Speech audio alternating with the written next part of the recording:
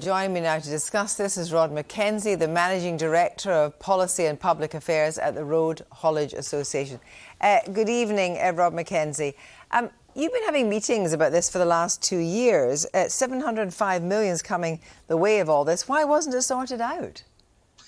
Kirsty, it's a very good question. How is it possible that a government which realises we're exiting the European Union and is working on a free trade agreement is not capable of organising an effective system for a new customs and border arrangement, which we hadn't had to do for more than 40 years.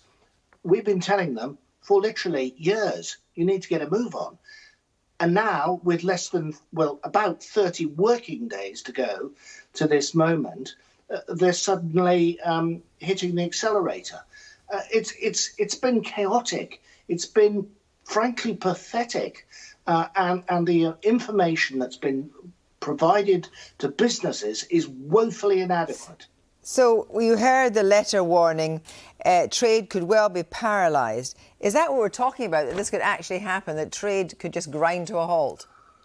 Well, I don't have a crystal ball, but, you know, if you were trying to set things up to be really, really bad for Britain after COVID, with Brexit, doing what the government has failed to do in terms of preparing for a border and failed to do in terms of communicating all this to the people who really need to make it work, the businesses that could rebuild the British economy after COVID, they've gone the right way about it because the information has been inadequate. It's got holes in it. Whenever the border operating model, they issued that in June last year.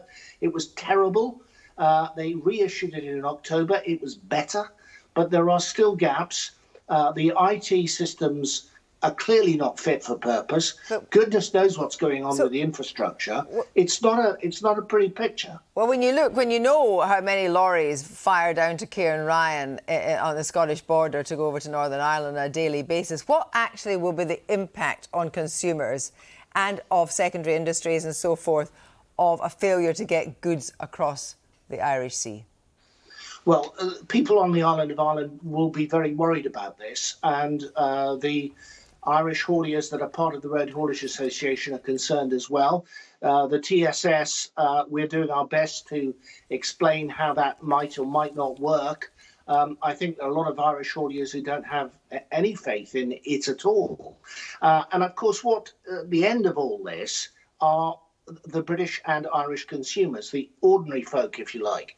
What logistics is brilliant at, and we proved this during COVID, is delivering stuff. Now, what is happening as a result of this lack of preparation, this lack of clarity that we've seen from government, is for the first time ever, logistics may not be able to deliver stuff. And we'll notice that.